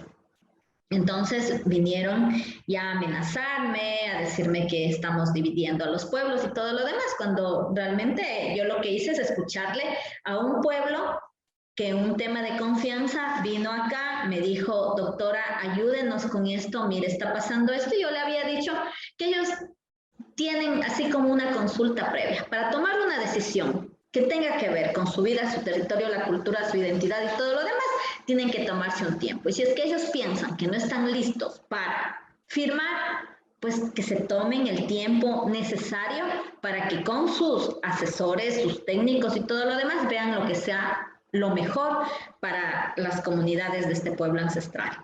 Entonces, no tiene que ser coercitivo, ni obligado, ni tampoco violento. ¿Cuándo es que sea obligatorio? Primero, la obligatoriedad para acá, en el tema ecuatoriano, que la consulta está dentro del artículo 57, numeral 7, es un mandato constitucional. O sea, no es una situación de que el Estado dice, aquí voy a consultar, aquí no. Es obligatorio, pero hacer una verdadera consulta. Una consulta que reúna absolutamente todos los requisitos indispensables para que realmente los pueblos y nacionalidades sientan que ese derecho está siendo efectivo. Se debe consultar, como ya lo dijimos, sobre planes, proyectos, programas, en todas las fases, prospección, comercialización, exploración de los recursos no renovables. Aquí siempre la ley dice recursos no renovables, pero yo creo que a través del mandato de la Declaración Universal Americana de Derechos de Pueblos Indígenas, realmente sí se puede pelear por el tema de las hidroeléctricas y lo logramos. Aquí en Pastaza le logramos sacar del territorio quichua de Santa Clara a una hidroeléctrica y seguimos en la batalla. Pero sí se puede. se puede utilizar todos los instrumentos que tenemos a favor de nosotros como pueblos y nacionalidades para que nuestros derechos sean garantizados. Yo creo que sí se puede en esos temas y que sea oportuna, lo que les decíamos anteriormente, anterior a la adopción de una medida, anterior a la adopción de una actividad, porque luego el Estado tiene una costumbre de primero daña y luego consulta. No, anterior, antes de cualquier cosa. Y los colectivos requieren de tiempos suficientes. Quizás el tiempo del mundo occidental de que queremos hacer en una hora muchas cosas no es el mismo tiempo para los pueblos. Los pueblos necesitan un análisis más profundo en su propio idioma con sus instituciones representativas, que sea de buena fe y que sobre todo se establezca un diálogo intercultural. ¿Cuándo es un plazo razonable? Esto, el tiempo suficiente para consultar, donde se pueda por parte de los pueblos conocer a profundidad todos esos impactos. Hablábamos nosotros de que se debe armar cronogramas de trabajo consensuados entre el Estado y nosotros como comunidades. Y también que nos permita formular a nosotros nuestras propias ideas sobre la información que hemos recibido y la discusión colectiva de esa información para que dentro de nuestras organizaciones representativas, dentro de nuestras comunidades, con nuestros dirigentes, nosotros podamos alcanzar acuerdos colectivos, donde que todos hablemos el mismo idioma y todos logremos estar de acuerdo. ¿Cómo se participa de los beneficios? ¿No? En las prestaciones de servicios públicos y en la inclusión social y laboral, ¿no? Es cuando realmente la empresa y todas las ganancias que tienen que ver con el Estado van a parar al Estado y nos prestan los servicios públicos y también nos incluyen en procesos de trabajo dentro de las empresas. ¿Cuándo hay derecho a la indemnización? Cuando se producen daños sociales, culturales y ambientales. Los procesos también podrán ser por una vía administrativa, judicial, y la que nosotros aplicamos siempre es la constitucional, a través de garantías, a través de acceso a la información, a través de acciones de protección o los mecanismos constitucionales necesarios, ¿no? ¿Cuándo existe una afectación ambiental? Cuando se ha contaminado el suelo, el aire, la flora, la fauna, el agua, la naturaleza, existido talas, inundaciones y más, ¿no? ¿Cuándo existe una afectación cultural? Cuando se modifican las prácticas culturales, como el idioma, la identidad. En este caso a mí me sabe dar mucha gracia, ¿no? Porque sí, en realidad nos tocó trabajar un proceso fuerte, que hubo afectación cultural en un caso que lo tratamos, cuando hay un rompimiento de la organización social, es decir, cuando van los representantes, los presidentes a firmar solitos sus acuerdos con las empresas y sin realmente acatar las posiciones de todo el pueblo, cuando los valores espirituales con respecto a la Pachamama, al valor de las piedras, el tema de la cosmovisión se ve reducido y ya no hay un reconocimiento por parte de los pueblos, y también cuando se afectan los modos de producción internos que tienen, ¿no? Las fases de la consulta tienen 3 elementos, ¿no? La preparación, el desarrollo y la implementación de acuerdos. Todo en un tema conjunto entre el Estado y el pueblo que va a ser afectado por algún tipo de proceso, programa o proyecto que se vaya a hacer, ¿no?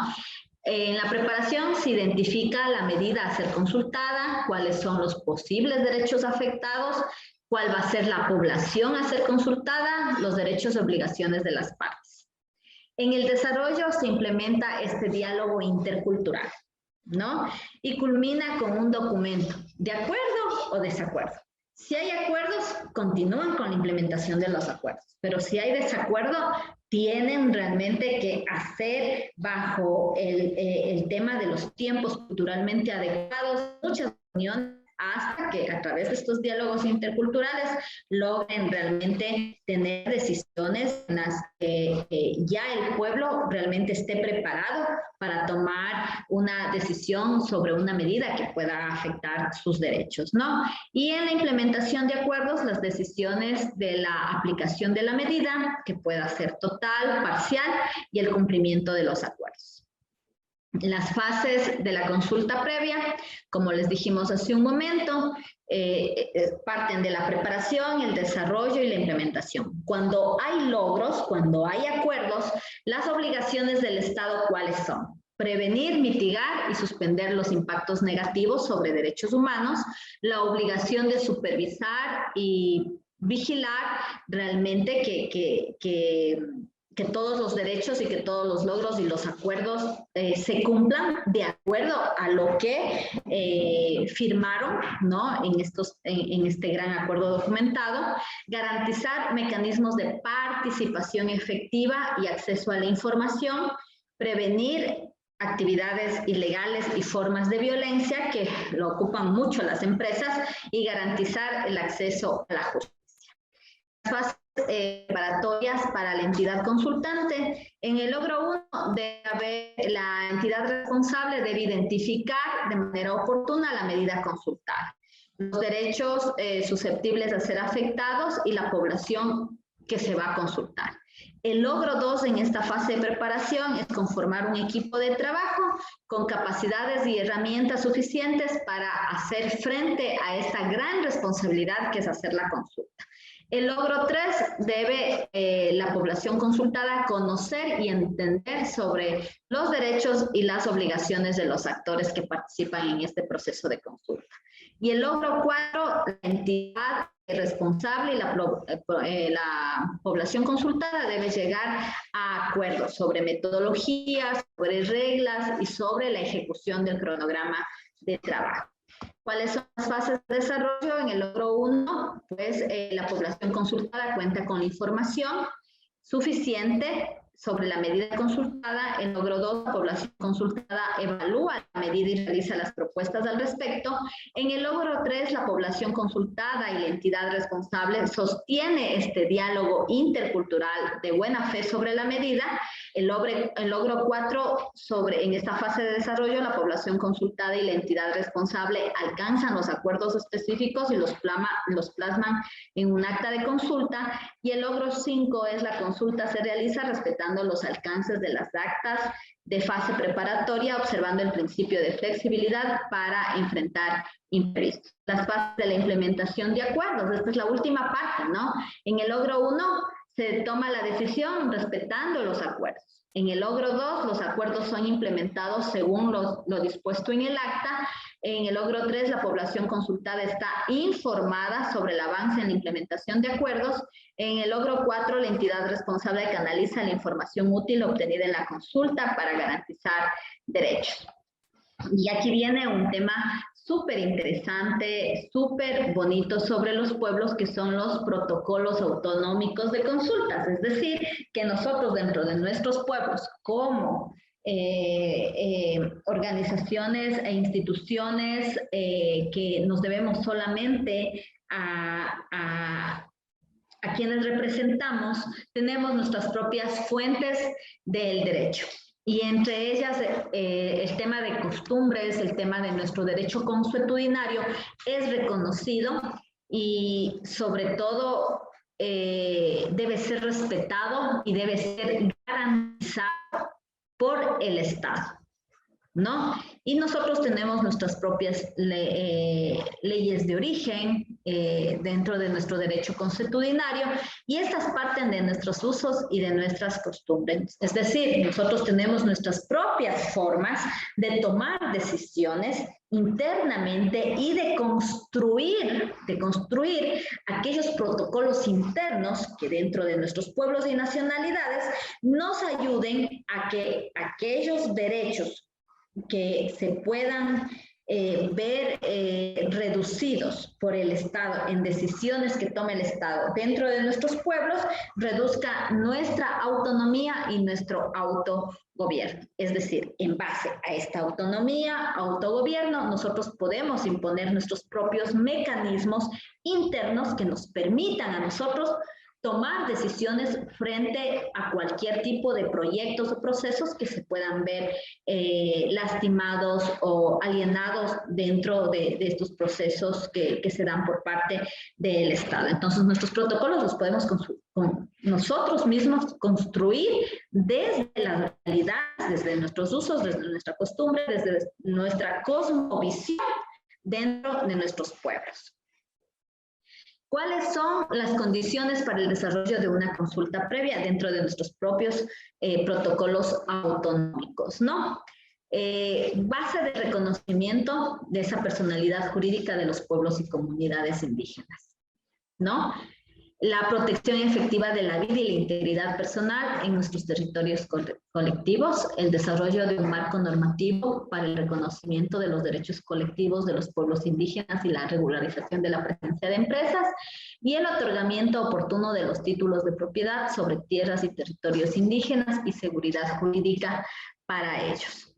La consulta previa sin consentimiento previo, libre e informado para nosotros es una pérdida de territorio, se pueden dar despojos, se pueden dar posibles reasentamientos, hay un agotamiento de nuestros recursos para nuestra subsistencia, existe destrucción y contaminación ambiental, existe una desorganización social y comunal y los impactos negativos para la salud y la alimentación, ¿no? Entonces aquí ustedes ven que el modo extractivista que tiene el Estado, más una consulta previa que no tiene nuestro conocimiento, nos deja muchas situaciones negativas que pueden incluso producir la desaparición de nuestros pueblos.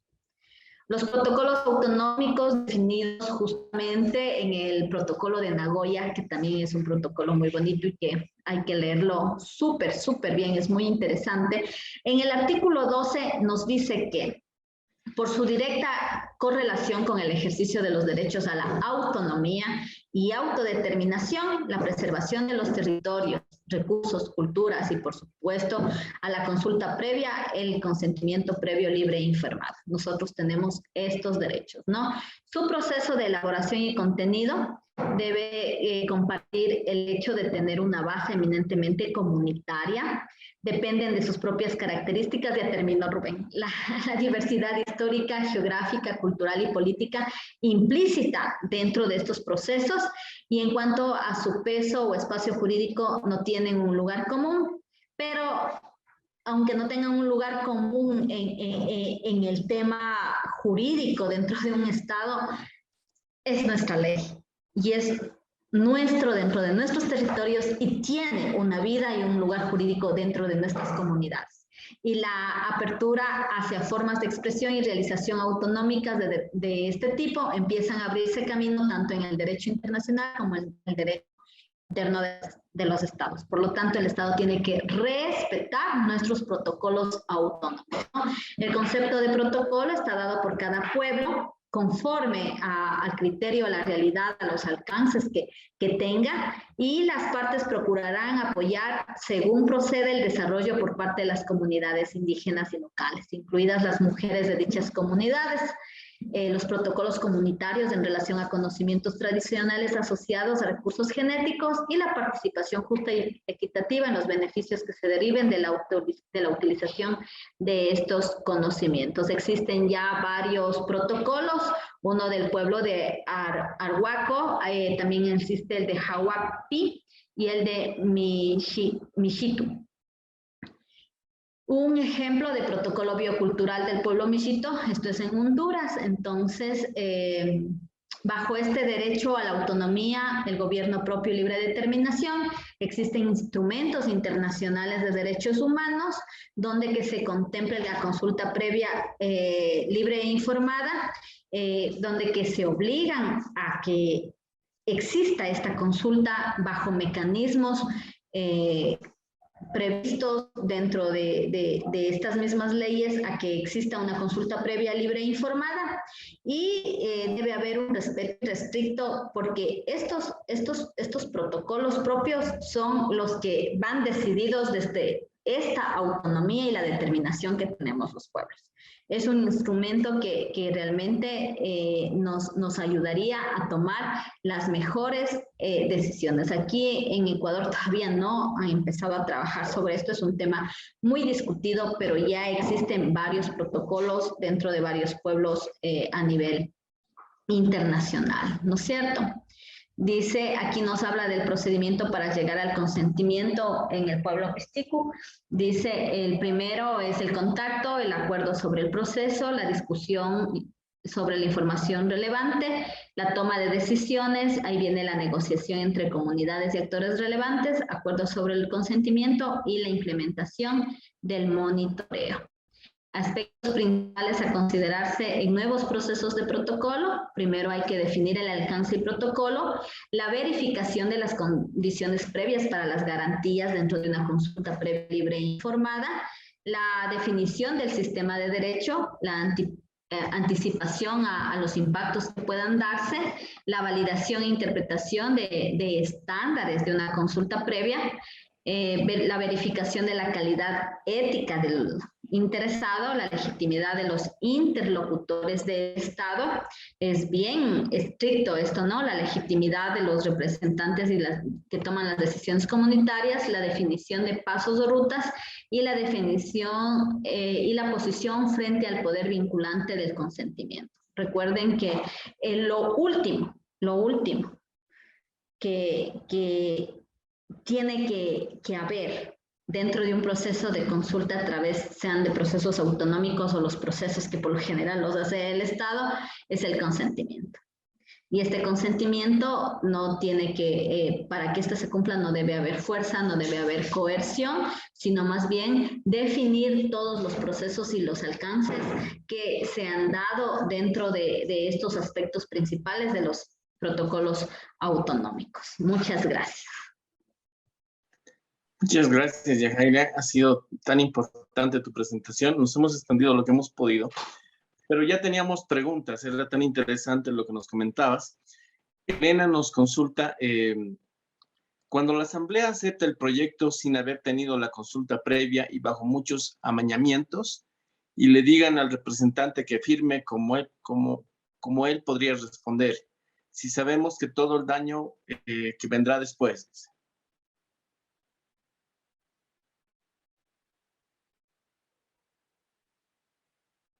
A ver, cuando hablamos de asamblea, ahí explícame un poquito, si es la asamblea dentro del pueblo o estamos hablando de la Asamblea Nacional que recibió un proyecto sobre procesos que tienen que ver con derechos de pueblos. Esa parte no la entiendo. ¿Puedo opinar? Adelante, Elena. Hola, ¿qué tal? La Asamblea Ejidal. Aquí en México, mucho gusto, abogada. Saludos desde aquí de México.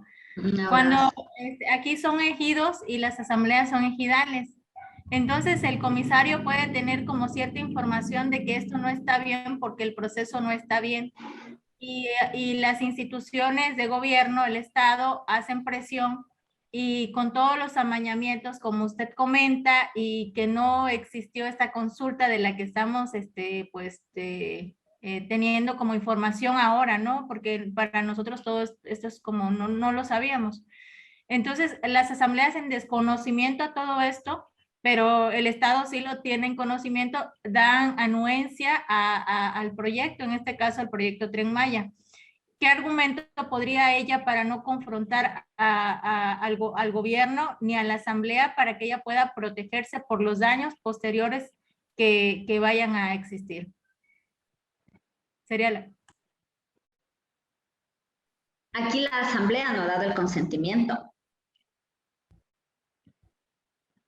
La asamblea va a dar el consentimiento, va a firmar el convenio. Pero y la presidenta no está de acuerdo. Pero no tiene conocimiento de todos los impactos porque no se dio la consulta. Y es como un poco, bueno, en el contexto ya el compañero Rubén ya más o menos sabe cómo está acá, pero crearon como muchos grupos de choques y divisiones dentro de los ejidos y mucha confusión. Entonces, el gobierno tiene como cierta legitimidad, ¿no? Ante los pueblos.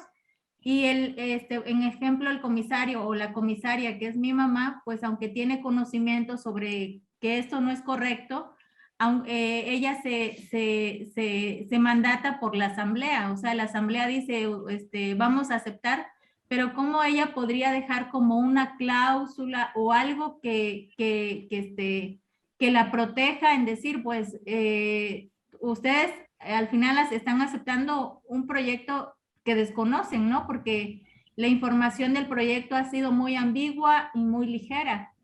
Entonces, esa es la pregunta, no sé si me doy en... Ahorita sí, ya.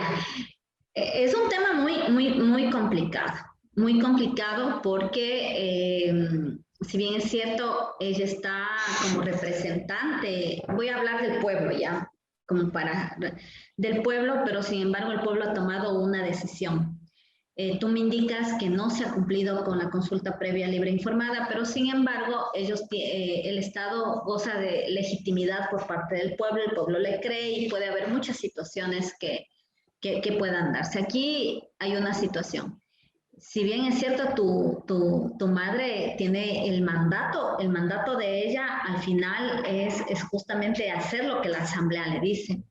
Y aquí por un tema de coherencia, ¿no? Si yo sé que al final lo que está pasando no ha cumplido con esos estándares de una verdadera consulta, pero el pueblo realmente está empeñado, que es lo que ha pasado acá con ciertas comunidades que sí hacen negocios con las petroleras, pues por un tema de coherencia, no sé, tu mamá quizás debería renunciar para ella no ser parte de decisiones que al final van a hacer en contra del pueblo, ¿no?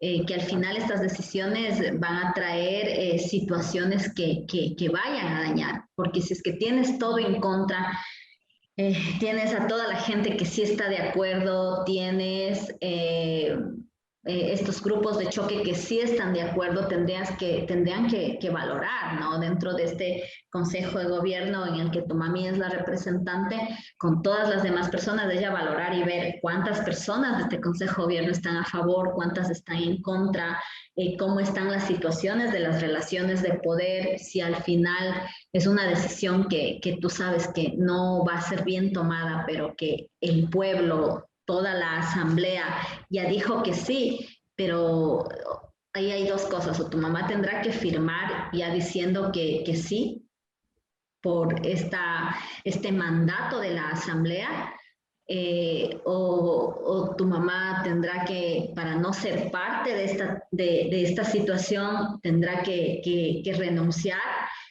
porque es una situación compleja. Es una situación muy compleja y ahí ya viene un tema de coherencia y de saber si es que van a tomar una decisión que está mal, más bien yo me hago a un lado para en el futuro que no me echen la culpa y me digan que tú firmaste y no nos dijiste, porque de todo puede pasar. Es una situación que difiere, ¿no? De otros temas donde los que han firmado han sido los líderes y la asamblea ha decidido que no al extractivismo. Entonces, esta es una situación diferente.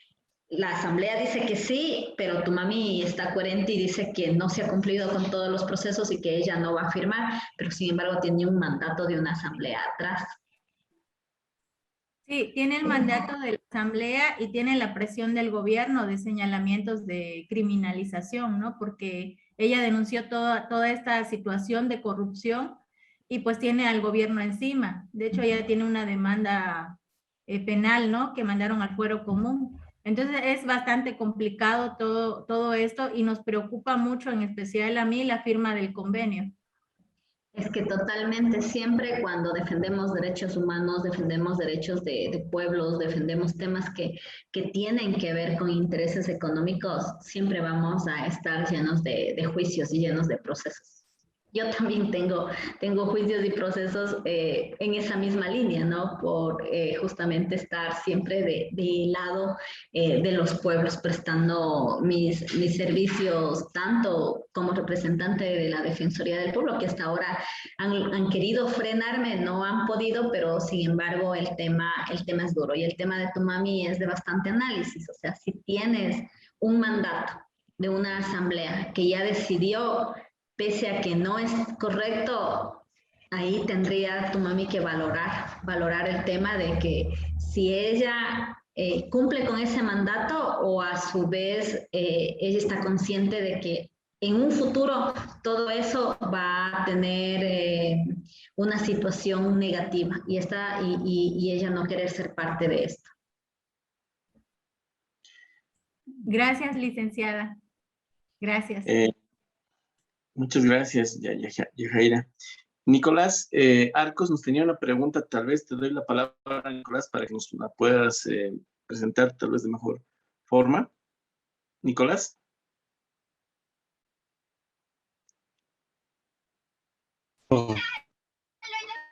Adelante, Nicolás. Bueno, ¿me escuchan?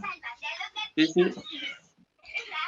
Mi pregunta es cuando nunca se realizó la reunión en la comunidad o la autoridad de un ejido firme como la aceptación de un proyecto, pero sin haber realizado la consulta previa. Entonces, cuando un representante elabore una solicitud de necesidad, esa era la pregunta que yo hice para saber si con lo que nos comenta la licenciada sale de los principios.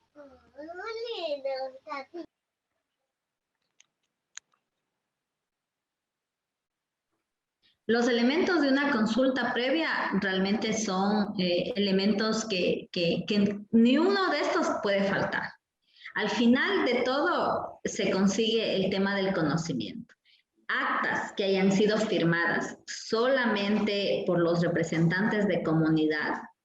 Ellos, cuando existen ya decisiones en las que, por ejemplo, las comunidades han dicho no al extractivismo, pero sin embargo un representante de una comunidad va y firma como vocero de todos, que al final eso es lo que pasa. El Estado o las empresas siempre buscan legitimar solamente en algunos casos, ¿no? Porque el caso de la mamá de Elena es diferente, ¿no?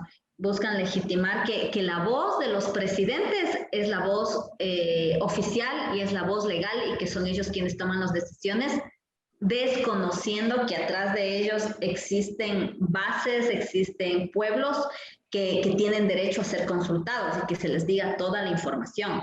Si es que va solamente un representante y firma en representación de todos y al final nos salen bases y nos salen pueblos y comunidades que están reclamando la consulta y que dicen no, o sea, tú tomaste una decisión solo a nombre de todos, pues es un tema que no es legítimo. Así goce de un tema de legalidad al ser el presidente, pero no goza de legitimidad porque mi pueblo, el que me eligió, me dio otro mandato diferente al que yo lo estoy realizando en este momento.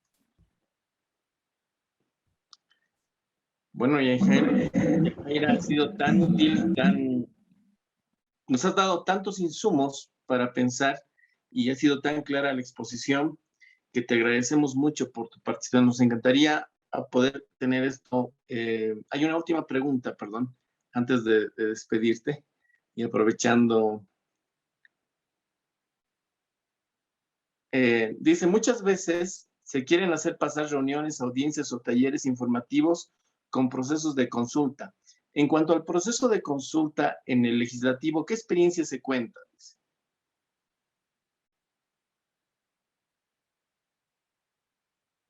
Está apagado tu micrófono, Jackie.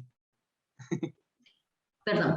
De hecho, aquí en Ecuador les cuento que recién se estaba queriendo como construir un proyecto de ley para un tema de consulta previa, libre e informada. En Perú y en México sí lo tienen, pero aquí en Ecuador no lo hay. Lo que existen son estos decretos, aquí en Ecuador el 1240 y el 1279, algo así, que son proyectos desde una visión de Estado. Lo que decía alguien hace un momento en el chat, de que muchas veces estas reuniones, socializaciones de cualquier cosa, son eso, cualquier cosa menos una consulta. En el legislativo nosotros no tenemos una ley, pero sí, quienes trabajamos procesos de consulta previa, libre e informada, exigimos de que se cumpla con esos requisitos, por lo menos con los mínimos, con los estándares que establece el 169 de la OIT, con el tema de buena fe, de que sea en los tiempos adecuados, que haya al final ese consentimiento, y ese consentimiento luego de que sea todo un proceso informado, y por eso es que le apostamos mucho a este tema de los protocolos autonómicos, es decir, que desde las nacionalidades, desde los pueblos, realicen o nazca esa necesidad de cómo deberían ser esas consultas de acuerdo a nuestras costumbres y a nuestras leyes. Aquí en Ecuador no hay desde el legislativo aún, existe un proyecto que fue hace unos meses atrás o el año pasado promovido por la Defensoría del Pueblo, pero que sin embargo también no tenía legitimidad porque fue un proyecto construido unilateralmente por la institución. Y en eso tengo que ser totalmente clara. Para construir proyectos, procesos administrativos, legislativos y todo, tiene que ser con el pueblo. Y todo lo que no sea construido con nosotros no tiene ni legalidad ni legitimidad. Gracias, Yajaira. Esta es la última pregunta y yo creo que era importante preguntártela porque es una duda que todos tenemos, que es de Nicolás García, que nos dice, ¿se podrá solicitar un representante de Naciones Unidas de la ONU para asistir en las reuniones con el Estado y la empresa? Es decir, con los pueblos indígenas y las reuniones que tiene con el Estado y la empresa, ¿se puede solicitar un representante de la ONU como veedor, entiendo?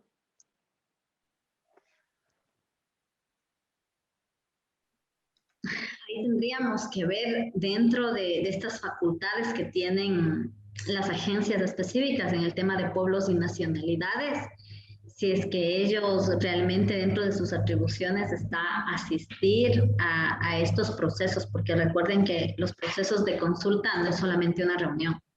Dentro del tema de pueblos deberían ser las reuniones que sean necesarias y en los tiempos necesarios para realmente construir un proceso de diálogo intercultural que al final pueda tener como resultado el consentimiento o simplemente que los pueblos digan no damos nuestro consentimiento. Pero tendríamos que ver ahí, ahí sí me cogieron de bajada. Tendríamos que ver cuáles son las facultades propias de específicas, en este caso de las agencias específicas de Naciones Unidas que trabajan con pueblos y que ellos puedan participar en estos procesos de consulta. Muchas gracias, Yajaira. Ha sido muy importante. La pregunta, compañero. A ver, adelante, Nicolás, la última. Lo que sucede es que si nosotros nos damos cuenta, nuestros procesos siempre los llevamos una vez que ya fuimos adaptados y los mandamos hasta las Naciones Unidas precisamente para que ellos analicen y vean el proceso cómo fue afectado, cómo fue incluso presionado para que firmaran, como lo que dice la compañera del proceso que tienen elegido, lo que dice el compañero. Nosotros dejamos hasta el último, ya mandamos a traer y solicitar y abrir un juicio. ¿Sí? Yo no veo el caso de llevar esto cuando esto lo observamos que primero nos llevan a la presión, nos están obligando a firmar y es ahí es donde, por eso menciono que si podemos solicitar una intervención de las Naciones Unidas en los primeros procesos. Eso sería todo, compañero. Gracias, Nicolás. En realidad, lo que nos dice Nicolás es una acción preventiva en vez de activarlo cuando el derecho ha sido vulnerado, que es una idea que siempre le hemos tenido, ¿no? Yajaira, te agradezco mucho la participación, te agradezco sobre todo lo que nos has compartido y si pudiéramos extender mucho más el tiempo, nos hubiera encantado. Todo nuestro agradecimiento y gracias por toda esa experiencia. Nos has dado muchos insumos, nos has dado mucho en qué pensar. Y bueno, estimados compañeros, nos toca ir a la plataforma para responder el cuestionario. Les pido que tardemos solo 10 minutos para poder tratar de concluir nuestra jornada del día de hoy en los tiempos que podamos, ¿no? Les agradezco mucho y pueden ir a la plataforma, estimados compañeros. Sobre la pregunta de Nicolás, vamos a tratar de darle una respuesta por el chat para poder ampliar lo que podamos analizar sobre lo que nos plantea Nicolás. Adelante. Muchas gracias, Yajaira. Gracias a todos y todas, un gusto verlas. Romaira, un abrazo grande y que les vaya súper bien en todo lo que van a hacer ahorita. Un abrazo. Chao, chao. Muchísimas gracias, doctora. Gracias, Yajaira.